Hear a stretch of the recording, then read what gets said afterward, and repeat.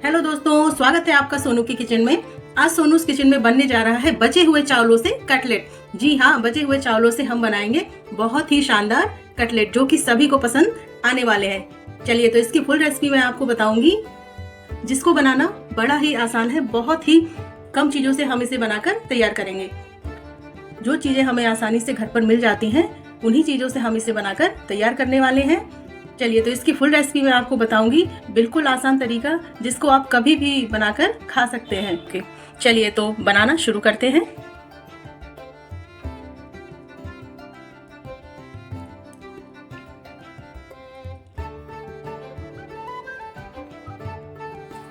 आज हम बनाएंगे बचे हुए चावलों से कटलेट। ये चावल रात में बच गए थे।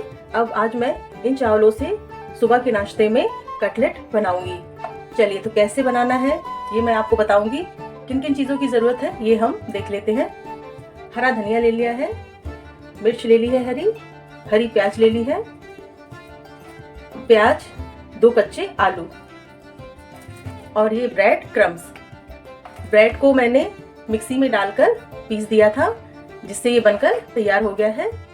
इसको हम ब्रेड क्रम्स कहते हैं। चलिए तो सबसे पहले हम सभी चीजों को कट कर लेते हैं। आलू को हमें कद्दूकस कर लेना है। ये देखिए, चावल को हमने मिक्सी में पीस लिया है, इसको एकदम बारीक कर लिया है। सभी वेजिटेबल्स को हमने कट कर लिया है। आलू को भी हमने देखिए कद्दूकस करके रख लिया है।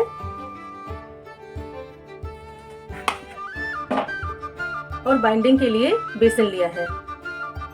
चलिए तो बाउल में हम इन सभी चीजों को मिक्स कर देते हैं।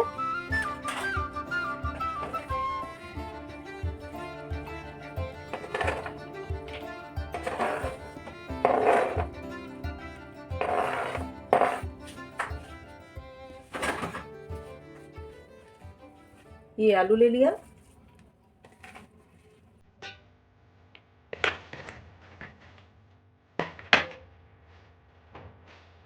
ये हमने थोड़ा सा ब्रेड क्रम यूज कर लिया है।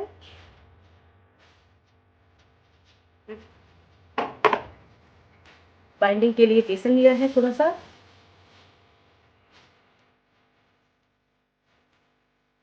बेसन हमें इसलिए लेना है कि जो आलू है, प्याज है कटी हुई, ये सारी चीजें अच्छे से बंध जाए, सारी इकट्ठी हो जाए ब्रेड क्रम और बेसन से। थोड़ी सी हल्दी, नहीं तो ये ऑयल में जाने के बाद फैल जाएंगी सब चीजें और ऑयल बेकार हो जाएगा। थोड़ा सा नमक डाल दिया हमने,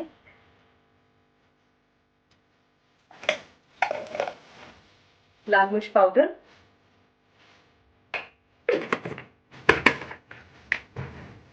चलिए तो अब हम इन सभी चीजों को मिक्स कर लेते हैं। पहले तो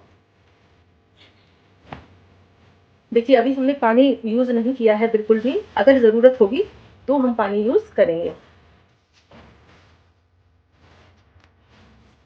सभी चीजों को हमें अच्छी तरह हाथ से मिक्स कर लेना है। अगर आपको कोई चीज कम लग रही है, जैसे ब्रेड क्रम्स या बेसन, तो आप ऐड कर सकते हैं, क्योंकि हमें कटलेट के लिए थिक बैटर चाहिए। इसको हमें बिल्कुल थिक बनाना है ताकि इसमें जो है ऑयल ना भरे। देखिए, बिना पानी डाले ही ये अच्छी तरह से मिक्स हो चुका है। अभी हम देखिए, अभी हम इसमें बेसन और यूज कर सकते हैं। देखिए, बिना पानी डाले ही इसको हमने अच्छे से मिक्स कर लिया है। ध्यान रखना है, पहले पानी नहीं डालना है। अगर मैश करने में, मिक्स करने में अगर दिक्कत आ रही है, ज़्यादा ड्राई है, तो हमें पानी बहुत ही कम मात्रा में डालना है। थोड़ा सा, बहुत ही थोड़ा सा। तो ब्रेड क्रम्स भी डाल देते हैं। ये देखिए, बचे हुए ब्रेड क्रम्स भी हमने इसमें डाल दिए हैं। ये देखिए, अब ये एकदम एक डो के फॉर्म में तैयार हो गया है। इसको हमने बिल्कुल एक डो की तरह तैयार कर लिया है। ये देखिए, बिल्कुल ड्राई है।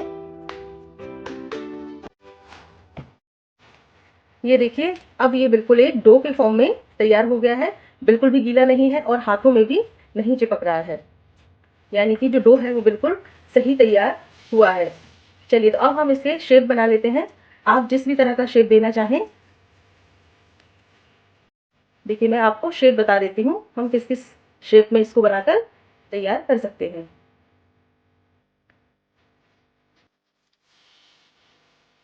ये देखिए, आप इस तरह से गोल शेप भी दे सकते हैं।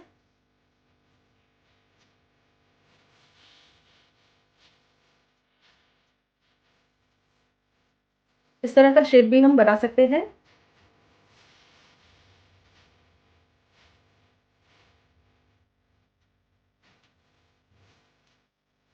और इसको हम थोड़ा सा इस तरह से चौकोर शेप भी दे सकते हैं। ये देखिए,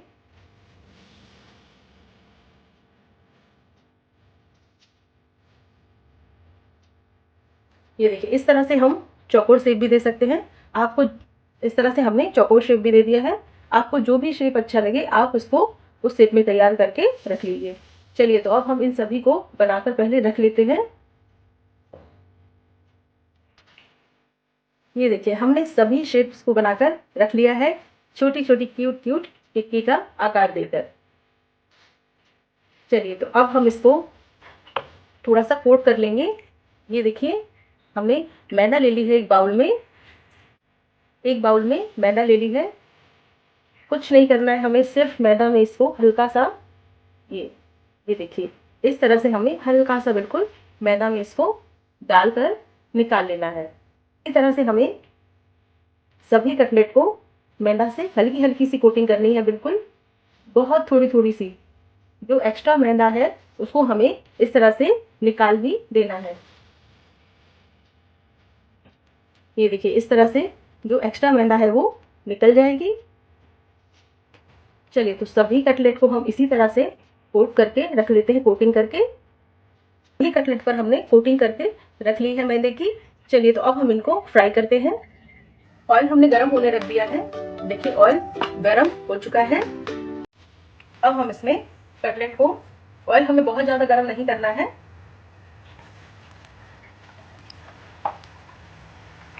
गैस की फ्लेम मैंने मीडियम रखी है। इस तरह से हमें ऑयल में कटलेट डाल देने हैं।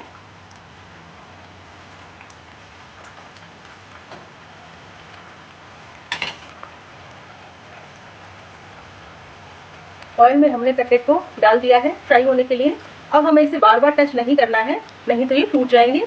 अब हम इनको सिकने देते हैं। जब ये सिक जाएंगे अच्छी तरह से एक तरफ से, तब हम इनको पलटेंगे। फ्राई करते समय जब हम कटलेट को ऑयल में डालेंगे तब हमें गैस की फ्लेम को तेज रखना है। उसके बाद हम मीडियम फ्लेम कर देंगे, ताकि जो है कटलेट अंदर तक अच्छी तरह से सिक जाए। गैस को हमें थोड़ा सा धीमा कर देना है, मीडियम से भी थोड़ा सा कम कर देंगे गैस की फ्लेम को हम, ताकि कटलेट जो है अंदर तक अच्छी तरह से सिक जाए। गैस की फ्लेम को हमें फुल पर नहीं रखना है। गैस की फ्लेम अगर हम तेज रखेंगे तो कटलेट ऊपर से फ्राई तो हो जाएंगे, लेकिन अंदर तक ये अच्छी तरह से फ्राई नहीं होंगे और क्रंची नहीं बनेंगे। इसलिए हमें ध्यान रखना है, गैस को बीच बीच में कम ज़्यादा करते रहना है।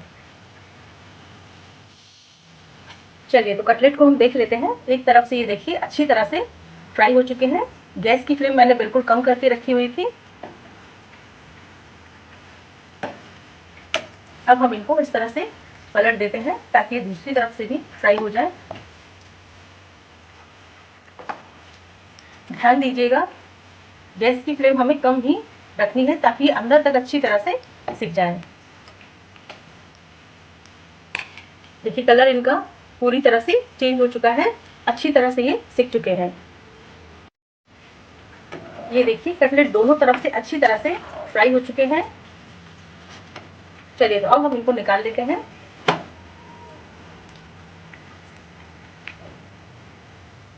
देखिए ऑयल भी जो है बेकार नहीं हुआ है खराब, क्योंकि हमने जो मैदा की कोटिंग की थी ना वो एकदम परफेक्ट थी। मैदा की कोटिंग आपको इसी तरह से करनी है। देखिए फ्राई करने के बाद भी ऑयल जो है बेकार नहीं हुआ है। मैदा की कोटिंग हमें इसी तरह से करनी है, बहुत ज्यादा मैदा नहीं लेना है कटलेट को कोट करते समय, कटलेट की कोटिंग करते समय। ये देखिए कटलेट को हमने अच्छी तरह से सेक लिया है। देखिए कितनी ड्राई है, इनमें ऑयल बिल्कुल भी नहीं देखिए दिख रहा है। ये देखिए बचे हुए चावलों से बन गया ना एकदम शानदार नाश्ता। आज की जो रेसिपी बनाई है हमने बचे हुए चावलों से, अगर आपको रेसिपी अच्छी लगे तो लाइक शेयर सब्सक्राइब करें और बेल आइकन दबाना ना भूलें। Thank you.